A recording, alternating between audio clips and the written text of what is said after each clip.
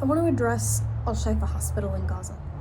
I feel angry. I feel livid. I feel pain. I feel deep-rooted anguish over the fact the Israeli military continues to target the hospital. Hospitals are protected under international law because they are places of healing. They are places where healers tend to the wounded, treat the wounded. Days ago, there were stories about the head of the Gaza police using the bombed-out hospital as a cover to be able to get people aid and flour and a chance to find some sense of safety. He was then assassinated. The Americans are literally breadcrumbing Palestinian people, dropping food from the sky so that the bombs that we supply the Israeli military can kill them. So we keep them on the hook just enough until they are killed. This is what breadcrumbing is. This is a literal picture of it. And it's wrong. It's not okay. It's evil. To target hospitals is horrifying.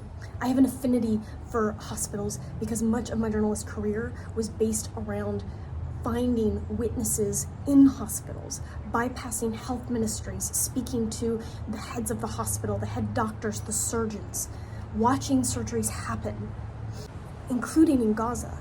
I was influenced growing up by watching a show that was all about doctors behind the front lines of war zones. There are a number of stories that I did that came from very specific episodes, so I have a bit of an affinity for this, and I'm angry.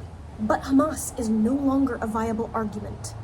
No one else is fighting for the Palestinian people at this point. American people turn away. But then again, I shouldn't be surprised because our healthcare system is so terrifying.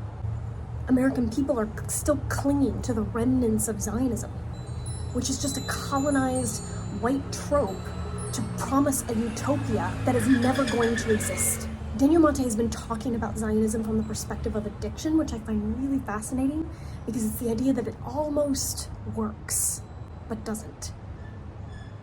We're so addicted in our colonized society to some promise of something that will just be perfect, where no problems exist, rather than develop an indigenous participatory society. And targeting healers and targeting healing ensures that there will be a continued, perpetual violence.